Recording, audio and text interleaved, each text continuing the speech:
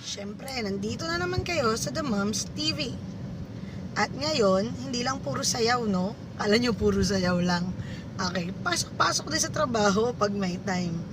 Pupunta ko ngayon sa aking workplace at isasama ko kayo at ipapakita ko sa inyo ano ba ang ginagawa ko. Okay? Para makita nyo rin kung paano ba kahirap ang aming. On the way na tayo sa aking workplace. And syempre, sino ba maghatid sa akin? Eh di si Mister! Sukit-sukit hindi naman dyan. Yan. Okay, so on the way na tayo. Dito na tayo sa aking workplace. Yan. Kaya nga bang hulaan kung ang aking trabaho? Hulaan nyo nga kung ano? Alam niyo na? Okay. Hoy, exam. Teacher. Welcome to our workplace. Ang gagawin ko ngayon ay ang aking RPMS in our faculty room. Okay? Mag-umpisa na tayo. Ako na lang ang tao dito. Kasi ako na lang, di ba, nagpapasa. Ating gawin ang RPMS. Ganyan siya kakapal, guys. O, di ba? May ears pa. May table. Ito ang aking table. Umpisa na natin. Prepare ko lang yung mga gagawin ko. Yung mga gagamitin ko, na-ready ko na. Yung aking laptop, yung aking paggagayahan ng format, at yung sa aking co-teacher na RPMS. Kailangan meron kang laptop, meron kang printer, at meron kang supplies. Salamat pala doon sa co-teacher ko kay Sir Jun Doroha na nagkalikot ng aking laptop. Kaya makakagawa na ako sa S. So, RPMS is para sa dito lahat ng ginagawa namin habang yung months ng buong school year.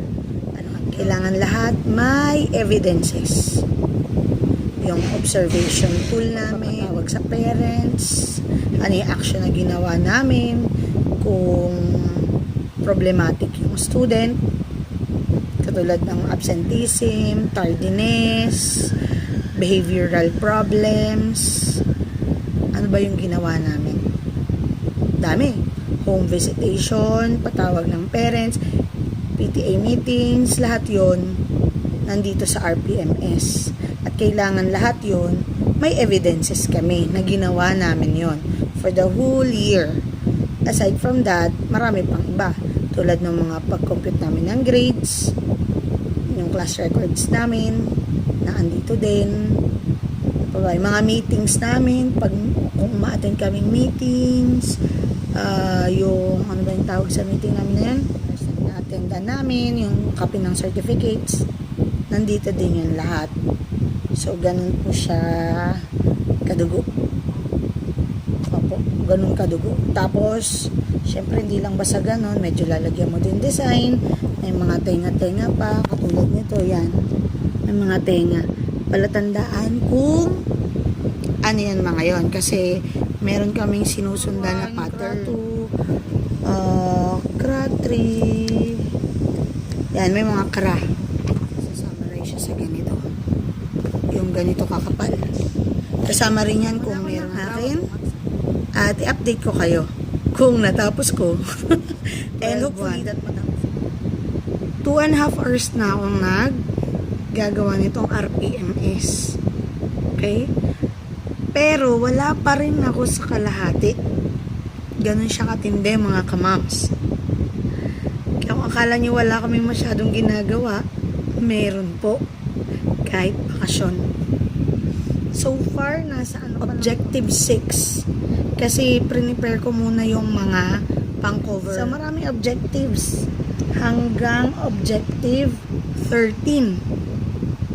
So, I'm still working on objective 5. Krato na pala ako. Krato. Ha, kala ko krawan ka din. Krato na pala mga kamams. So, ito po siya. Yan. Mga kamams yung pinaka-cover ko sa ibabaw. Diyan! Yan siya mga kamams. Results-based performance management system portfolio 2018-2019. And then yung mga CRA, mga una ng CRA.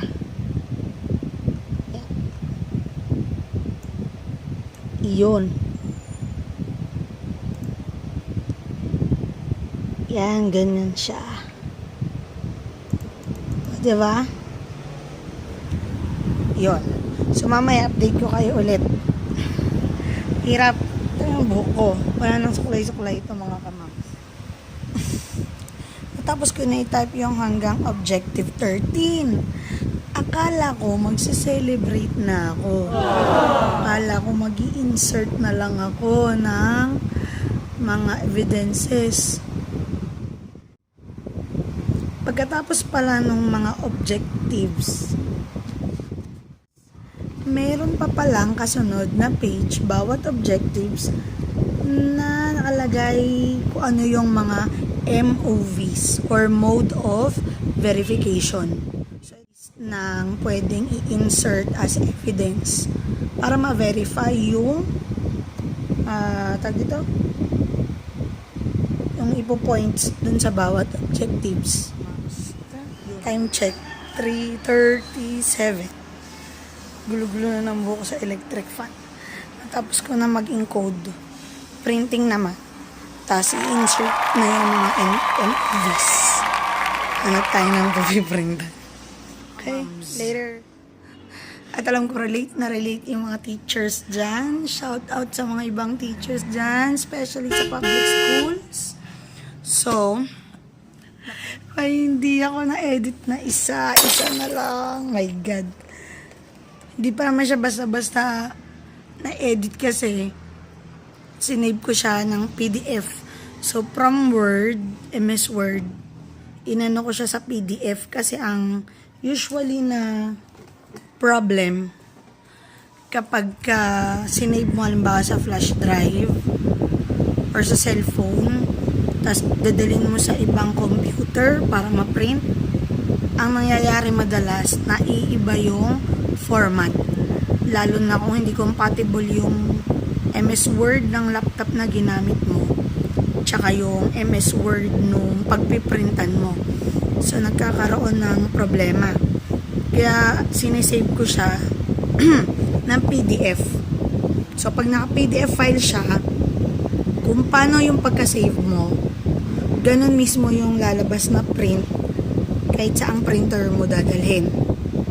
Basta i-ayos mo na yung size nung document, tapos i-save as PDF file. So, na-print ko na siya, yung mga tagdan parang covers with covers. Sunod ko na ilalagay yung mga MOVs. So, ito siya. Tcharan! Diba? Hanggang objective 12. Tapos MOV 12. Tapos CRA 5 plus factors. So, isa lang yung nandyan ay objective 13.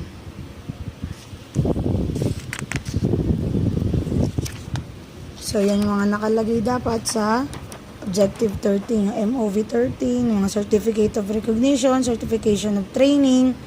So, dyan lahat. Kung may book kayo, authorship. Kung naging committee kayo, chairman, coordinators, yun, doon sa plus factor. So, insert ko muna guys, yung mga dati ko i-insert dito, mamaya or bukas, hindi ko alam, sana matapos ko ngayon na makauwi ako. At maipasa ko kasi bukas holiday, May 1. Kaysa naman pumasok ako ng May 1, no? Yung design, nasa sa inyo na yon, yung font style, font size, kung paano nyo gagawin. Kayo nang bahala doon. Kasi importante yung mga MOVs, yung laman. Ganito na siya. Charan! Pag ganyan na. Okay? Time check. 5 o'clock. Hindi ko natapos. Yung mga insert na lang. So, dala-dala ko siya para i-check ko kung ano yung mga meron akong sa bahay na pwedeng insert dito at i-photocopy ko pa. Okay? Balitaan ko kayo bukas. Mams, okay. So, ngayon, ang continuation nung RPMS. So, nung April 30, inumpisan ko siya. May 1, hindi ko naman na gawa kasi wala naman pasok nun. So, sarado ang school. Tapos May 2 kahapon tuli naman ng anak ko. So ngayon ko siya i-continue at hopefully maipasa ko na siya today. I-insert ko na lang yung mga MOVs, the mode of verification. So papunta na tayo dun sa school at abangan nyo ang pagtatapos ng aking portfolio RPMS. Okay? See ya. Workplace. So yan, ako pa rin ulit mag-isa.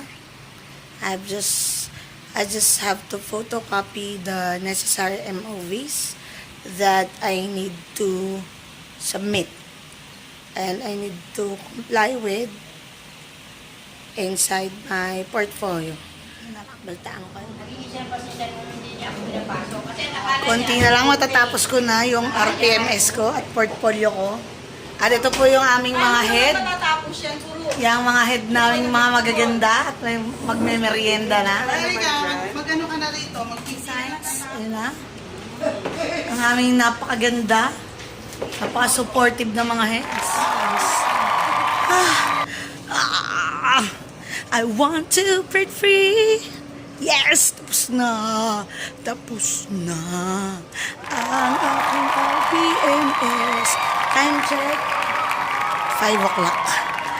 So, nandito ako kanina, dumating 11. 5 o'clock na naman ako ulit. Pero at least, tapos na. Alam kong di ko na kailangan isa-isahin pa yung parts ng RPMS. Dahil alam kong tapos na kayo at mas marami pang maganda ang gawa. Subscribe!